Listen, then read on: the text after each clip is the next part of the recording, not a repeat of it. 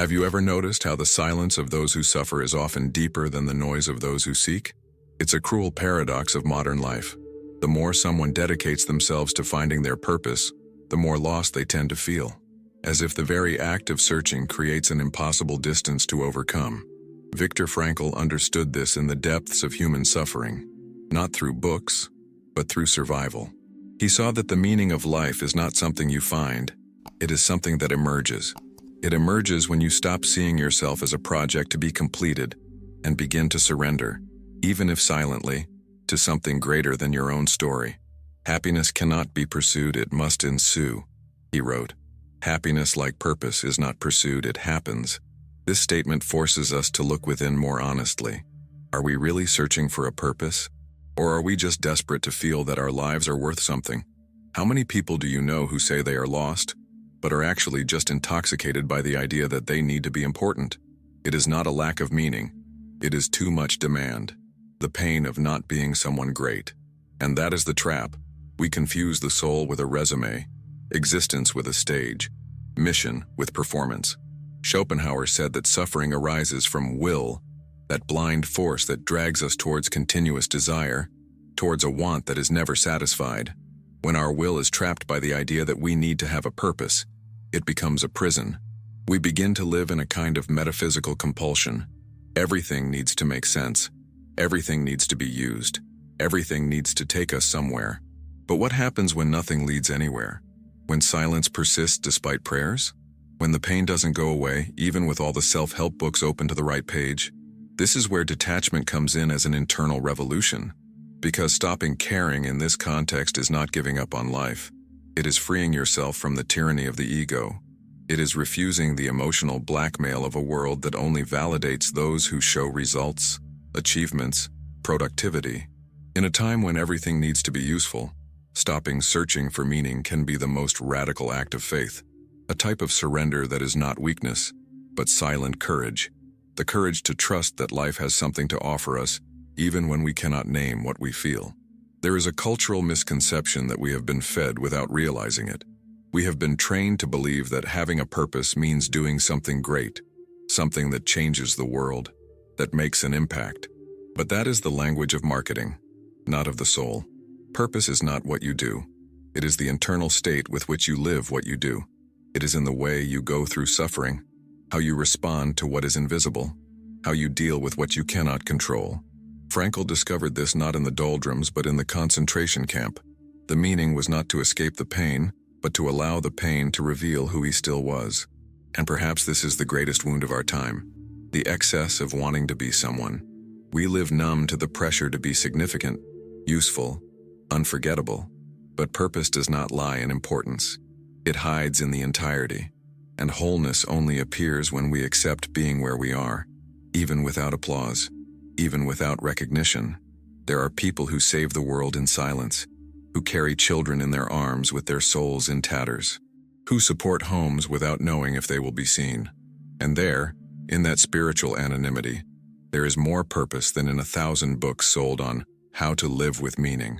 Letting go of control over our purpose is like letting go of a rope that, until then, seemed to be the only thing holding us back.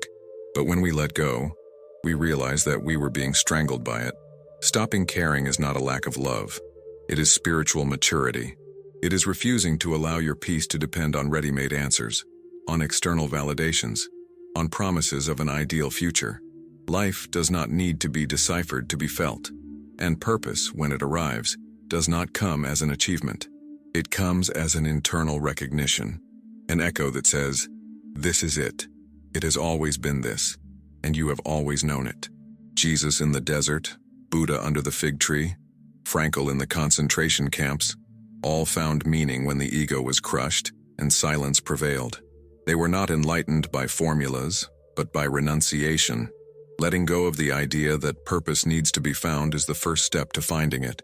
And sometimes stopping looking is the only real way to start seeing. But what is revealed in this moment of silence is not, immediately, an illumination. It is, first of all, tiredness. A kind of exhaustion that comes from deep within the soul. Not from one hard day, but from a lifetime of trying to be enough. Have you ever felt this? A nameless fatigue that cannot be resolved with sleep or advice. It's like carrying the weight of the world on your shoulders and still feeling invisible. It's the exhaustion of someone who cares about everything, everyone, all the time, until there's nothing left for them. This is the most silent pain of hypersensitivity, not being cared for while trying to take care of everything. The world doesn't notice the effort of those who feel deeply, and so this exhaustion is not validated. It is mistaken for weakness, laziness, or drama. But deep down, it is a deep energetic distortion. When you invest emotionally in everything, in every result, in every opinion, in every gesture of others, your system begins to vibrate out of sync. It is as if your natural frequency is overwhelmed by a constant wave of urgency, of emotional vigilance. And what this produces is a kind of existential white noise, a psychic buzzing that scrambles intuition, blocks clarity, and puts you in a state of constant alert. This state of alertness is nothing new. It starts early, often in childhood, when we learn that we need to be constantly alert to be loved, that we need to anticipate, please, anticipate, care, because otherwise we run the risk of being rejected. And this subtle conditioning, when left unrevised, becomes a lifestyle, a way of existence that is hyper-connected to others and completely disconnected from oneself. The result is an invisible collapse, a spiritual burnout where excessive care becomes a slow form of self-destruction. Viktor Frankl warned that the search for purpose must include responsibility for oneself. But what happens when this responsibility turns into compulsion? When everything becomes a mission and every gesture needs to have meaning? Purpose, then, ceases to be something sacred and becomes a burden. And the more you try to find meaning in things, the more tired you feel, because you are trying with the wrong frequency. You are trying with the urgency of fear, not with the calm of presence. Neuroscience shows that excessive attachment to the idea of purpose activates the dopamine circuit, the same one that causes addictions. You are not living your purpose. You are addicted to the idea of it. And like all addictions, the effect gradually diminishes. The euphoria of the pursuit gives way to the emptiness of repetition. You wake up every day trying to align yourself, connect, find yourself, and end up exhausted, with the feeling that you are always on the edge but never at the center. It is like chasing a horizon that recedes with each step. This burnout is dangerous because it disguises itself. Sometimes you think you are evolving, when you are just adapting to the wear and tear. You start to spiritualize suffering, romanticize excess, call a mission what is really just a fear of stopping. And when you stop, you go into withdrawal. You feel guilty. You feel empty. You feel disconnected. Because you have been trained to only feel useful when you are giving of yourself. But giving of yourself without discernment is not love. It is abandonment of yourself. The body tries to warn you. Anxiety that doesn't go away. Insomnia that keeps recurring. Fatigue that doesn't improve. Memory lapses. Crying for no reason. These are symptoms of a nervous system that can no longer stand being the guarantor of your need to be important. And the cruelest thing about all this is that the more you try to help, the more you feel like you're failing, because your energy is diluted. You no longer belong to yourself. Your presence has been mortgaged to the expectations of others, or to your own demand to be someone who lives up to what you imagined. This is where the first real opportunity for healing arises. Admitting that you are tired of caring, not out of selfishness, but because this unbridled care has cost you too much. It has drained your peace, your lucidity, your spontaneity. It has distanced you from what is simple because everything needs to be too significant. And the simple, which is where purpose truly resides, becomes invisible to those who are always seeking something extraordinary. There is a sacred moment in the journey when you recognize that you can no longer go on like this. That there is something wrong not with you, but with the way you have learned to live. And in that pause, that surrender, a new kind of energy begins to emerge. It is not strength in the classic sense. It is a steady serenity, a presence that does not need to prove itself, like someone who has come home after years of trying to find a home in places that were never theirs. Purpose is not something you hold in your hands. It does not reveal itself under pressure. It appears when you give up trying to force it, when you accept that you cannot control the invisible, and what is invisible is often precisely what matters most. Frankl said that meaning is something you offer to life, not something life hands you. And perhaps the greatest gift is finally understanding that stopping caring, in this context, is a way of offering life your sanity, your peace, your lucidity. Because when you stop trying to save everything, you start saving yourself. And in that silent gesture, there is more purpose than in 1,000 empty mission statements. But saving yourself in this context is not about isolating yourself from the world. It's about freeing yourself from the unconscious urge to control it. There's something subtly devastating about the way we've been trained to believe that if we care enough, we can avoid pain, guarantee results, protect everything. This logic seems generous, but it carries a vibrational distortion that drains the spirit. Overzealousness often hides a deep fear, the fear of not being able to handle what's beyond our reach. And in that fear, control is born, disguised as responsibility, care, purpose, but ultimately driven by anxiety. Life, however, does not respond to effort. It responds to consistency. And this is one of the most painful revelations for those who give too much of themselves. No matter how much you try to please, fix, insist, if your frequency is out of alignment, the fruits will never come as expected. When there is obsession, there is tension, and tension vibrates like distrust, like urgency, like pressure. It is the opposite of the field where purpose flourishes. The mind may even want something with all its strength, but if the body vibrates with fear, the universe responds to fear, not to desire. What seemed like a clear intention then becomes incoherent, and this energetic incoherence creates more frustration. You think you are doing everything right, but something keeps slipping through the cracks. And what slips through the cracks often is the flow of life itself trying to show that the way forward is not effort, it is surrender. Lao Tzu wrote that nature does not hurry, and yet all is accomplished. It is a phrase that carries within itself the wisdom of the river, of water, of the sacred feminine. To force is to interrupt. To flow is to trust. Control also has deep emotional roots. For many, it has become a form of survival. When chaos reigned all around, control meant keeping oneself together. It was the only way to avoid being swallowed up.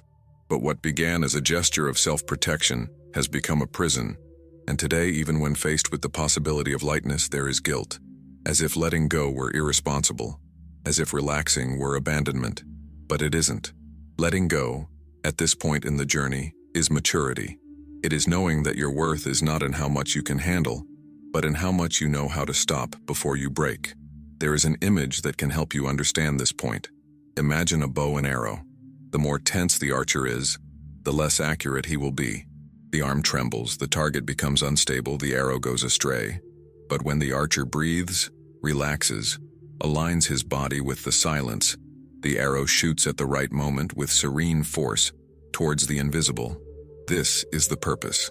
It requires inner calm.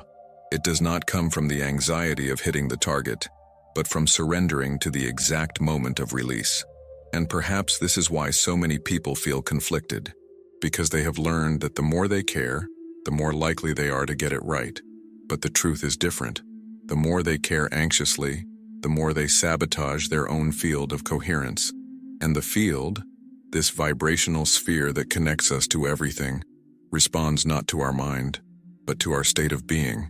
It is what we feel in silence that creates reality, not what we scream in desperation. Frankl, when reflecting on human suffering, spoke of the importance of maintaining a dignified attitude when faced with the uncontrollable. He knew that there are things we can never avoid, losses, pain, injustices, but we can always choose the attitude with which we respond to them. And this response is a vibration, a field that propagates. It is not about denying pain, but about not letting it determine the rhythm of your being. The trap of control is that it gives the illusion of security, but it steals the harmony.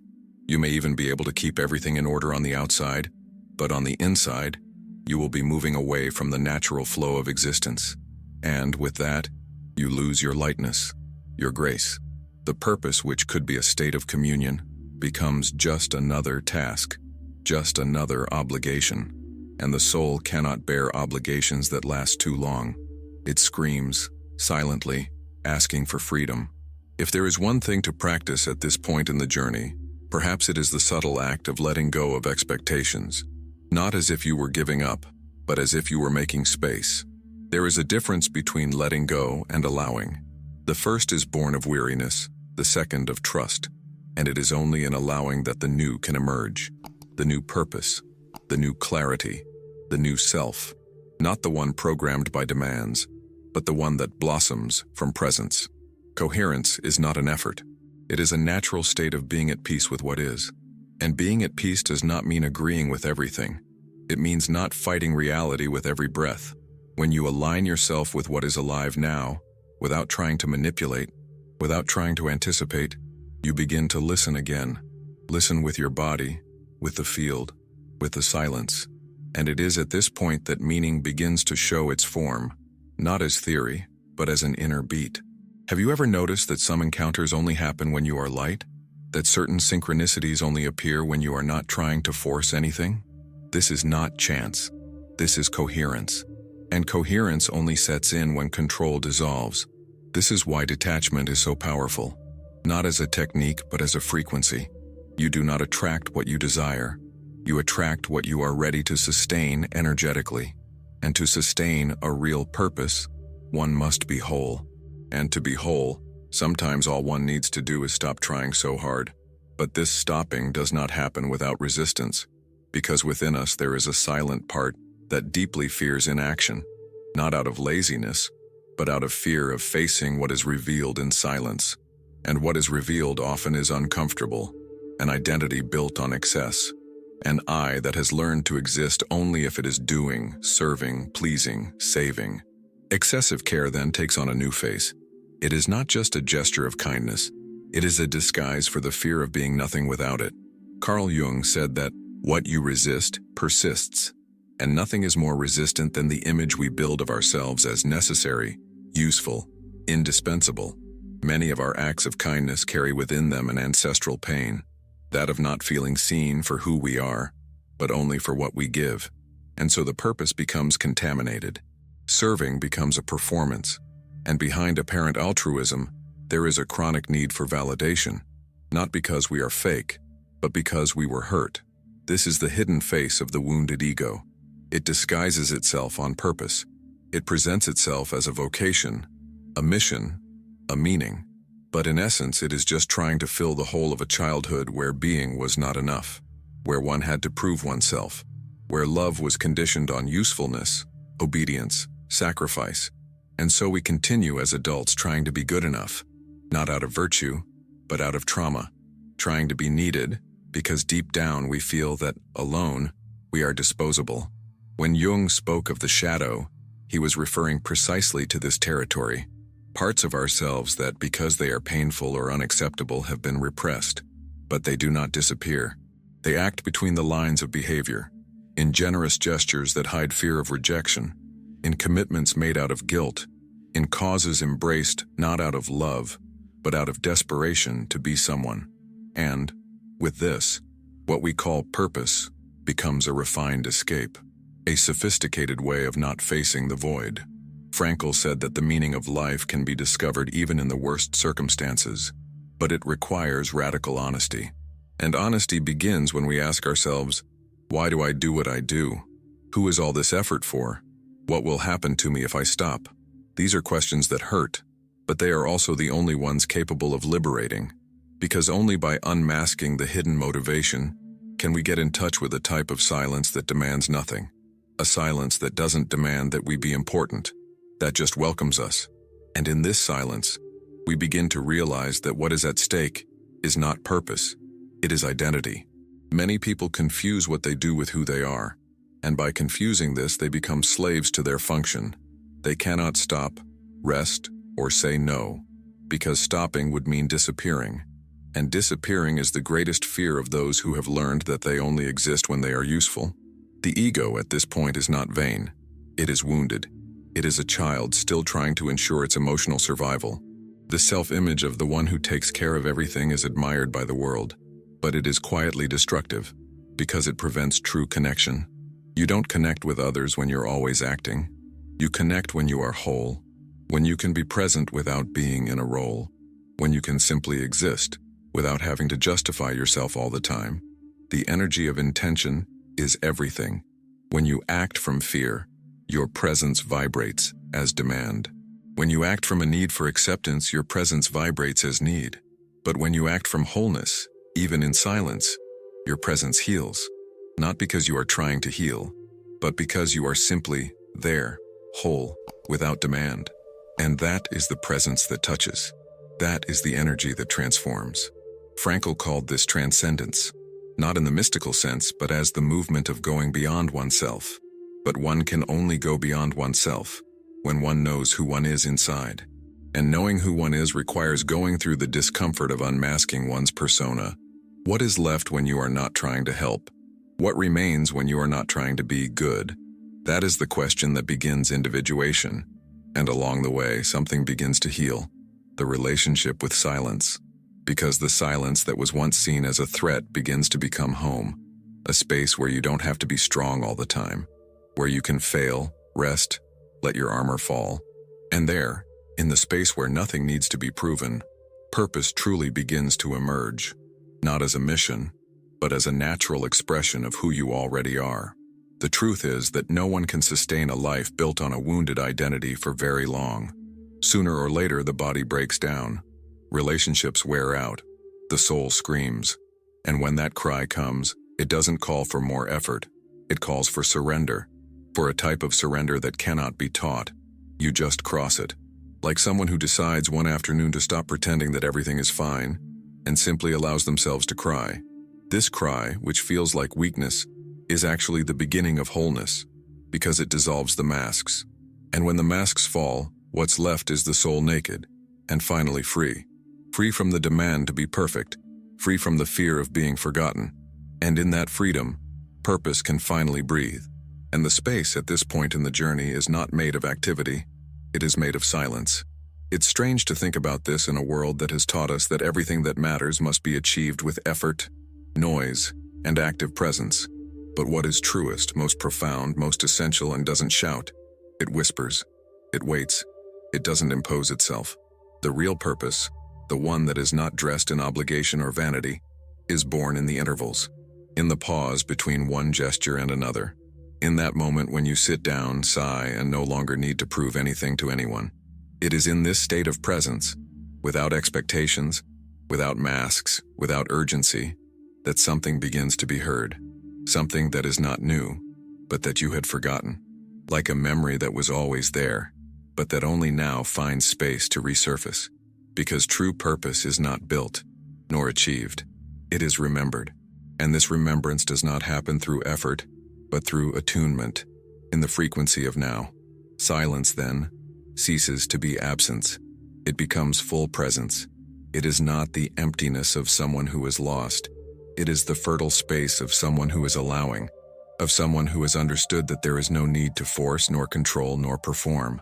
And when you are in this state, extraordinary things begin to happen in absolutely simple ways. A conversation that touches, a look that comforts, an insight that arrives without being called, a synchronicity that passes through you, and you understand, without understanding. This is the way. Frankl said that the meaning of life can be found even in suffering if there is a strong enough why. But the why is not invented. It reveals itself. And it reveals itself often when you have given up looking, when you no longer need everything to make sense, when you are willing to just be, even if it is in the dark. That is when the meaning appears, not as a clear answer, but as a vibration, a silent certainty, an inner lightness, a nod of the soul. There comes a time when a person, tired of searching, allows themselves to do nothing. And this seemingly banal moment is revolutionary, because it is there that the nervous system can finally let its guard down. And when the guard is let down, something deeper can emerge. The body breathes differently. The mind becomes still. The soul stretches out. And what once seemed like disorientation becomes presence. A presence that does not need to know, that does not need to understand, that simply observes and trusts. This state is not lethargy. It is attention without tension. It is listening without pressure. It is when you stop trying to be someone with purpose and just allow yourself to be. And in this being, everything begins to reorganize itself. What was confusing becomes clear. What was heavy becomes softer. What seemed far away becomes closer. Because when you are fully in the now, the future stops being a threat and becomes a gentle mystery. Buddha found his way after sitting under a tree and deciding not to move until something real emerged. He didn't set out on a frantic mission. He stopped, and in stopping, everything changed. This ancient gesture carries with it a forgotten wisdom.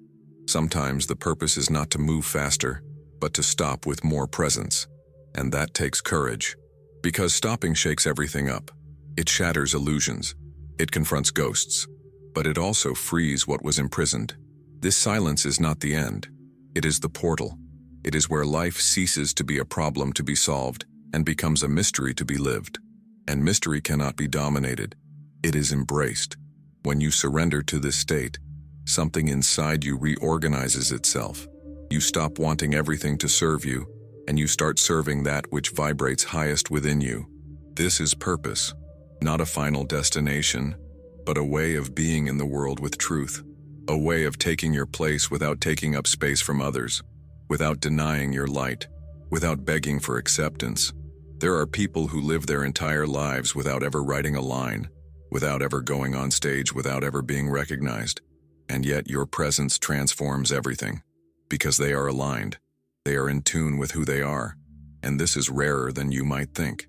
Most are trying to be what the world expects. Few dare to just be. But it is in this being that the revolution happens. A revolution without noise. No advertising, silent but irreversible. In this state, even emptiness changes its name. It stops being absence and becomes space. A space where the soul can move without stumbling, where the being can express itself without a script, where intuition becomes reliable again. Because you are no longer trying to please, prove, or conquer. You just listen, and you act when it is time, and you are silent when it is not. This dance between action and pause, between speaking and listening, between giving and taking, this is spiritual maturity. This is inner freedom. This is the beginning of true purpose.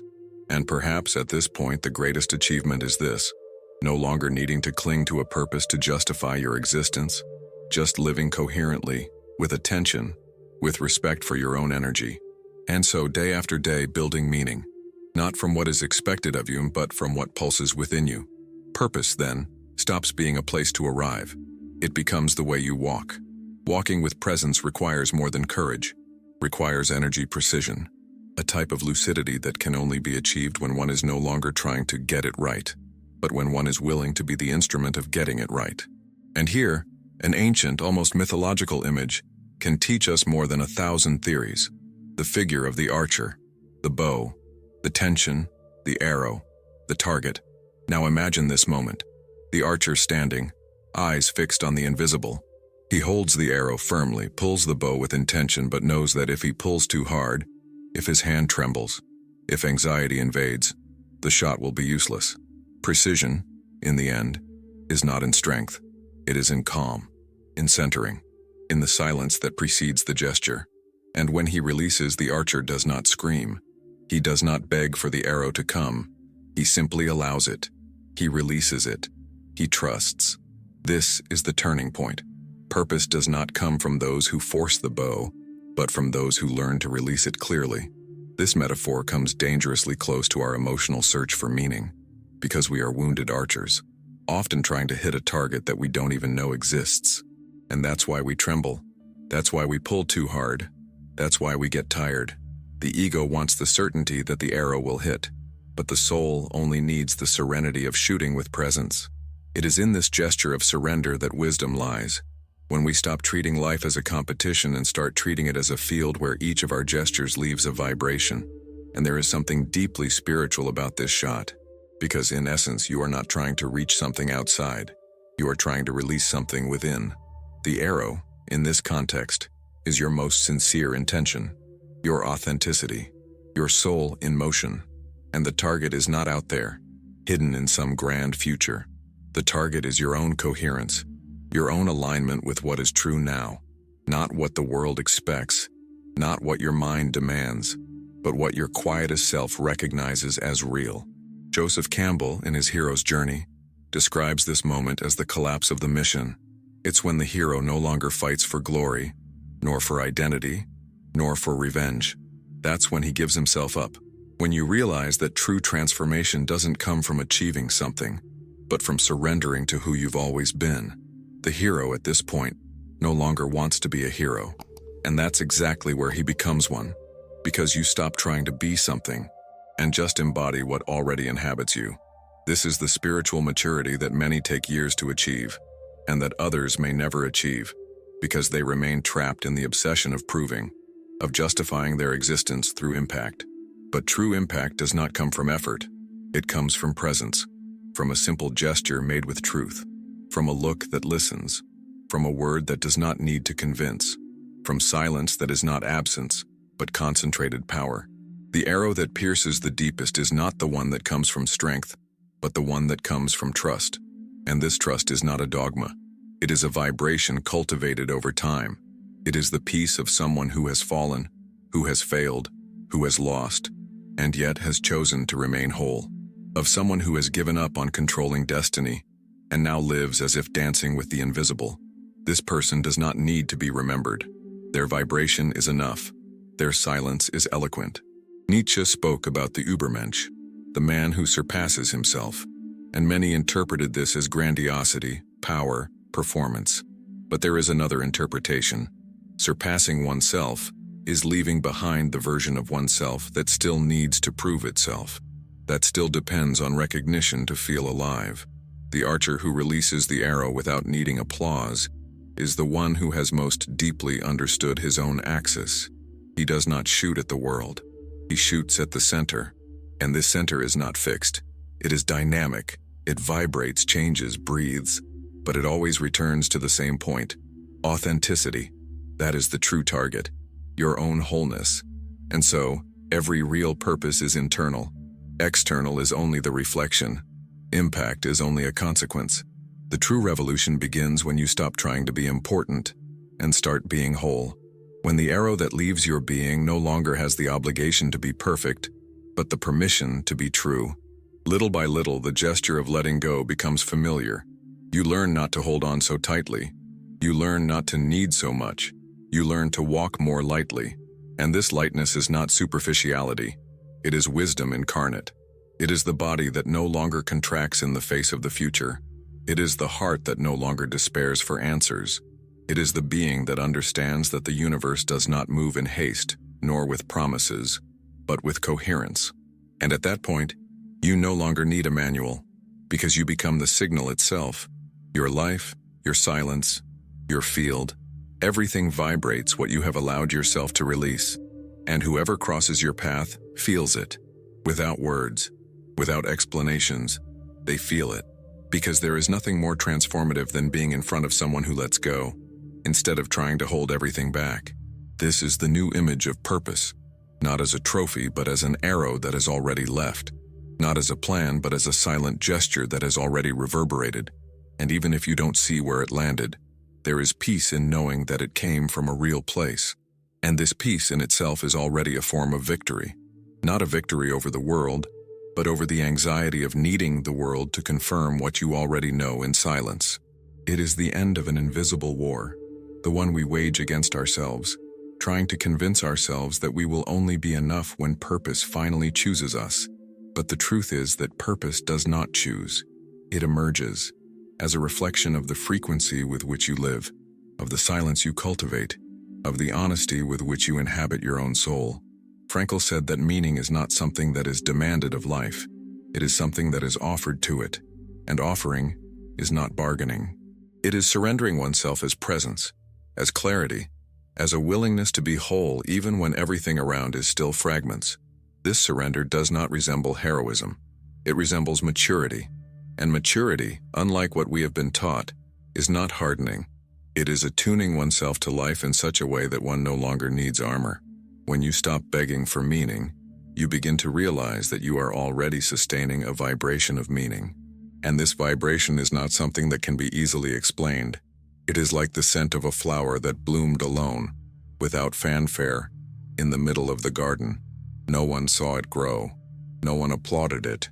But it is there, present, whole, and its presence alone is enough to transform the air around it. This is the new way of existing that opens up to those who no longer care about the old way. It's not indifference. It is lucidity. It's about not letting desperation dictate your movements. It's not allowing fear to determine the route. It's recognizing that purpose is not a burden, nor a trophy. It's a way of breathing, a way of being alive with coherence between what you feel, what you think, and what you do. Nietzsche, in his most human reflections, said that human beings overcome themselves not by becoming stronger, but by becoming more truthful. And the truth is often silent, because it does not need to convince. It does not need to conquer. It does not need to please. The truth simply is. And when you begin to live from this truth, even if no one recognizes it, even if it does not earn applause, a different serenity begins to occupy the inner spaces. The frequency changes. The rush disappears. Fear still exists, but it does not command. The future is still uncertain, but it is not scary, because now there is a center, an axis, a clarity that no longer depends on the external to exist. It's like coming home after a long journey and realizing the house was always there. It was just that you were too noisy to hear your door ajar. This return to center is what Frankl would call inner freedom, the freedom to choose how to respond to life, even when it doesn't respond as you would like, the freedom to maintain dignity even in the face of pain, the freedom to not allow circumstances to define your essence. And this, more than any external achievement, is what truly makes the soul flourish. Those who no longer beg for meaning begin to create meaning, with every gesture, with every silence respected, with every no said firmly, with every yes offered truthfully. Such a person does not live according to purpose. They embody purpose, not as a task but as a state of being. And this state of being is magnetic. It attracts what is necessary. It drives away what is noise. It sustains what is essential. This state is often confused with loneliness, because most people still live in noise, still chasing promises, methods, formulas. But true companionship is born from coherence. Being with yourself, at peace, is the basis of every real relationship. And from there, everything else falls into place, because the universe recognizes the vibration of what is true, and he answers. This peace, the peace of someone who no longer begs, is not the absence of pain. It is absolute presence. It is knowing that even when pain comes, you will not lose yourself. It is trusting that even when nothing makes sense, you will be able to sustain the void without imploding. Because now the void is no longer scary. It is the sacred space where the new can be born, where the soul breathes, where purpose moves without needing to be named. In the end, perhaps this is the greatest silent miracle, discovering that what you were looking for outside was always a state of presence within yourself, and that this state cannot be bought, taught, or imitated. It is cultivated, day after day, choice after choice, breath after breath. If you've made it this far, you've probably already realized, purpose won't scream. It won't beg for your attention. It will whisper, the moment you're quiet enough to listen. And when that happens, you won't have any doubts, because the soul recognizes what is its own, even in the most absolute silence. So allow yourself this stillness, this return, this pause that is not absence but realignment. And perhaps in this space you will realize that life did not need to be deciphered, only felt, and that your role was never to discover the meaning of the world, but to make sense of the way you inhabit the world, with presence, with lucidity, with peace. If this video touched you in any way, if it resonated with a moment of yours, I invite you, sign up for this refuge. Here pain has a place to rest. And if you wish, write in the comments as a way of venting and internal recognition, I choose my peace.